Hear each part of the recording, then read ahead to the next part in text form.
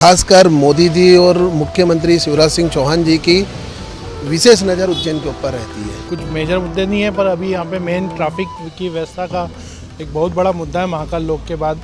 मुद्दे तो कुछ नहीं है, विकास चल रहा है, भाजपा शासन अच्छा चल रहा है। उसको वो उत्तर में चलता है, दक्षिण में तो हिंदू मुसलमान कुछ नहीं है। महाकाल लोक के बनने से यहाँ पर एकदम एक बूम सा आ गया है। तो आगे ऐसे ही निरंतर जो उन्होंने पिछले 10 साल से विकास करा है, इसकी धारा बिल्कुल ऐसे ही आगे चलती रहे। पर आज उज्जैन की एक अपनी पहचान है।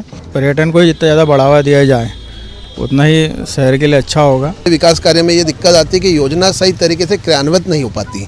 टाटा का सीवरेज है, उसने काफ़ी परेशान कर रखा है यहाँ की जनता को।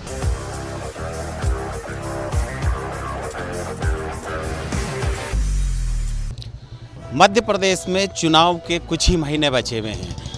अब यहाँ पर चाय, चुनाव और चर्चा एक प्रोग्राम लेके आया है न्यूज़ स्टेट मध्य प्रदेश छत्तीसगढ़। आप देख सकते हैं कि यहाँ पर चाय बन रही है और यहाँ पर चाय और चुनाव को लेकर एक चर्चा की जाती है। तो मध्य प्रदेश का पहला यह चैनल है जो न्यूज़ स्टेट जो आपके सामने चाय और चुनाव चर्चा लेकर आया है। हमारे साथ कुछ लोग हैं यहाँ पर जो कि चाय पर चर्चा करने के लिए यहाँ पर बैठे हैं, जो कि चुनावी माहौल है और कुछ ही दिन बचे हैं चुनाव को लेकर। तो क्या यहाँ की स्थिति है, क्या यहाँ हम आपको बताना चाहेंगे कि उज्जैन के दक्षिण में विधानसभा क्षेत्र में है। यहाँ के डॉक्टर मोहन यादव विधायक हैं बीजेपी से, जो करीब 15 साल से यहाँ पर बीजेपी काबिज है। तो ये बताइए सर कि यहाँ पर क्या मुद्दे मुख्य रहे? मुख्य भैया से करो आप। क्या मुख्य मुद्दे यहाँ पर? मुद्दे यहाँ के मेन मुद्दे तो ऐसे कुछ मेजर मुद्दे नहीं है, पर अभी यहाँ पे मेन ट्रैफिक की व्यवस्था का एक बहुत बड़ा मुद्दा है महाकाल लोक के बाद। कि ट्रैफिक व्यवस्था जो 1.5-2 लाख पब्लिक डेली यहाँ आती है, तो उनकी व्यवस्था करना और उनके वाहनों को निकालना, तो वो एक ट्रैफिक की व्यवस्था का एक मेन इशू अभी उज्जैन की जनता फेस कर रही है। वो एक मेन इशू है। क्या आप आपके जनप्रतिनिधि से क्या चाहते हैं?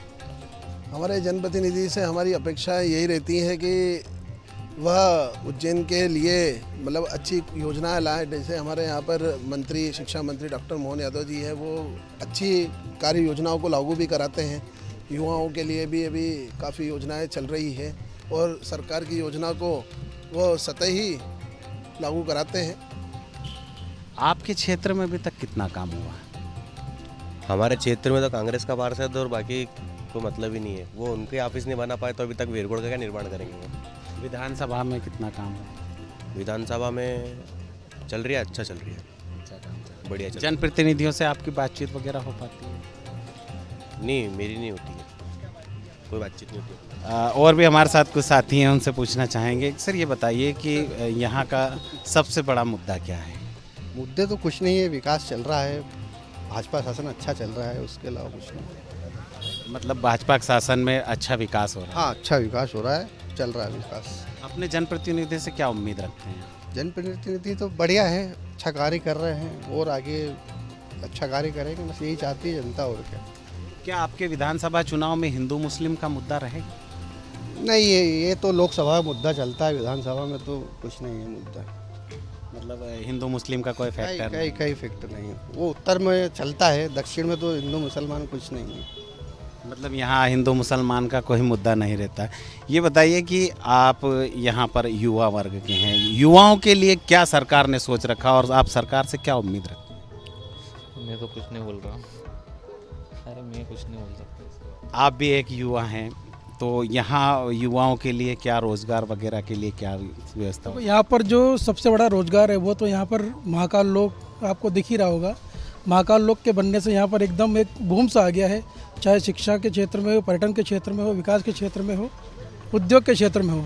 एक यहाँ पर एक सबसे अच्छी बात जो हुई है दक्षिण विधानसभा क्षेत्र में, जो विक्रमनगर उद्योगपुरी का जो विकास हुआ है, उसके अंदर 25 से 30 फैक्ट्री ऐसी आई है जिनके अंदर की हज़ारों लोगों को रोजगार प्राप्त होने वाला है।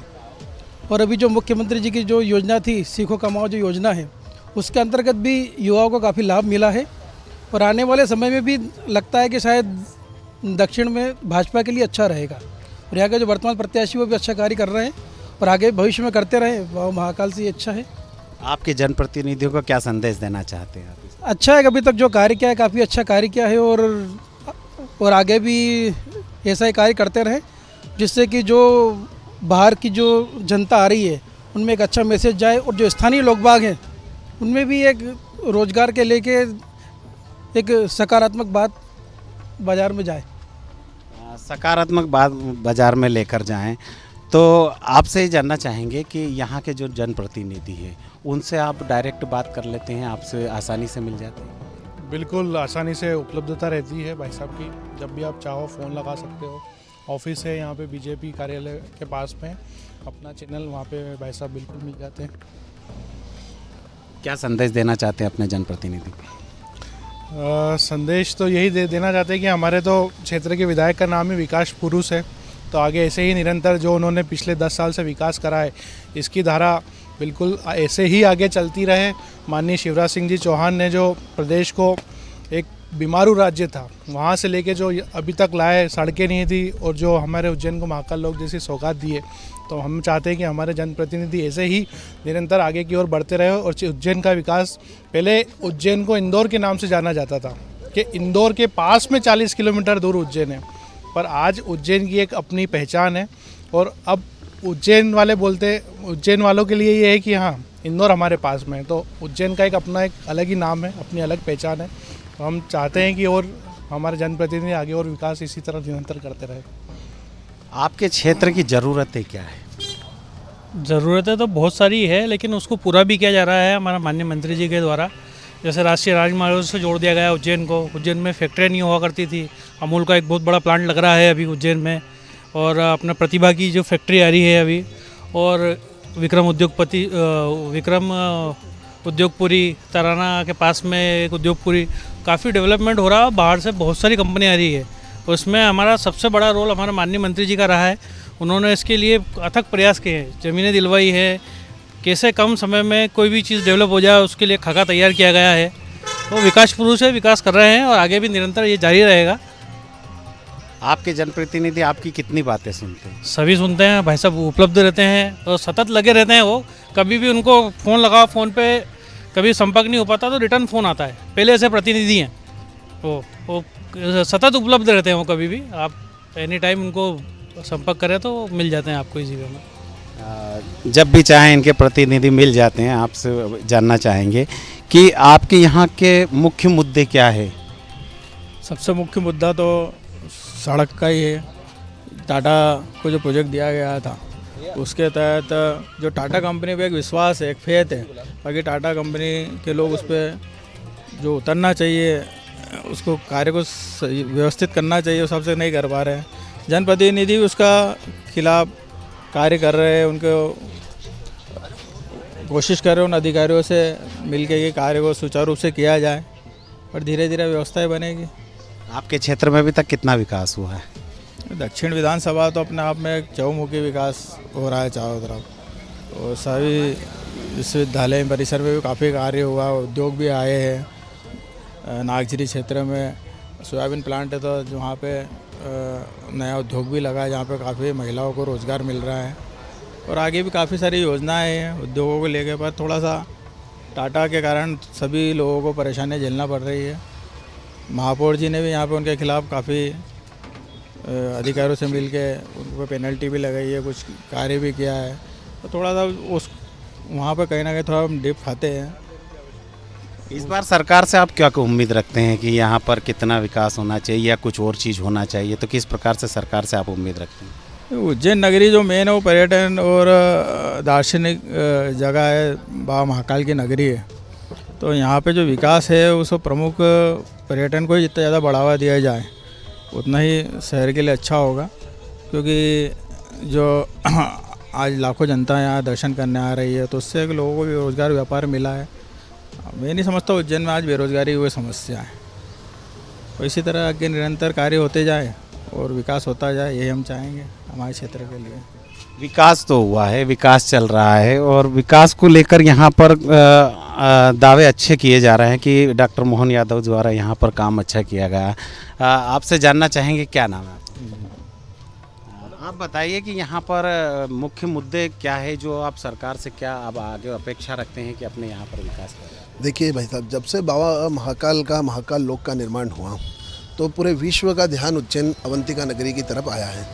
और ख़ासकर मोदी जी और मुख्यमंत्री शिवराज सिंह चौहान जी की विशेष नज़र उज्जैन के ऊपर रहती है। तो विकास कार्य के लिए यहाँ पर फंड की भी कोई कमी नहीं है और योजनाओं की भी कोई कमी नहीं है। थोड़ा सा एक मुद्दा एक ऐसा रहता है विकास कार्य में, ये दिक्कत आती है कि योजना सही तरीके से क्रियान्वित नहीं हो पाती, क्योंकि अधिकारी जो लोग हैं ना, थोड़ा सा वो डोलमोल कर लेते हैं। नेताओं से हमें शिकायत नहीं है, नेताओं लोगों को हमें फ़ंड भी आ रहा है।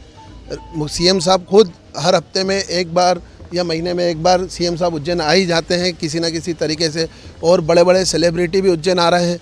और उज्जैन महाकाल लोक और महाकाल मंदिर बनने से चारों तरफ रोजगार, बहुत ज़्यादा रोजगार हुआ है। थोड़ा सा ट्रैफिक समस्या है, थोड़ा सा टाटा की समस्या है, ये 2-3-4 समस्याएं उज्जैन के लिए प्रमुख है। एक जो टाटा का सीवरेज है उसने काफ़ी परेशान कर रखा है यहाँ की जनता को, और बाहर से आने वाले यात्री भी परेशान हैं। ये मुद्दे हैं, हम आपको ऐसा नहीं है कि मुद्दे छिपाने की बात करते, जो वास्तविक मुद्दे हैं, G9 मुद्दे, वो बिल्कुल हम जनता के बीच में रखना चाहते हैं और बोलना भी चाहते हैं। हमारे जनप्रतिनिधियों को भी बोलना चाहते हैं कि ये जो थोड़ा सा उनको ध्यान देने की ज़रूरत है, क्योंकि टाटा की वजह से जो सीवरेज का काम चल रहा है पिछले 3 साल से जनता बहुत परेशान है इसकी वजह से। दूसरा काम ये है कि थोड़ा सा ट्रैफिक का हमारा जो है वो सही तरीके से हो नहीं पाता है, चाहे जब जाम लगने की स्थिति बनती है, चाहे जब ऐसी स्थिति बनती है। बाकी मुख्यमंत्री जी और जनप्रतिनिधियों की तरफ से कोई चीज़ में समस्या नहीं आती, वो कोशिश करते हैं सुधर जाए, पर लेकिन अब क्या है कि क्या पता क्या प्रॉब्लम है जो नहीं सुधर पा रहा। आपकी कितनी सुनते हैं जनप्रतिनिधि?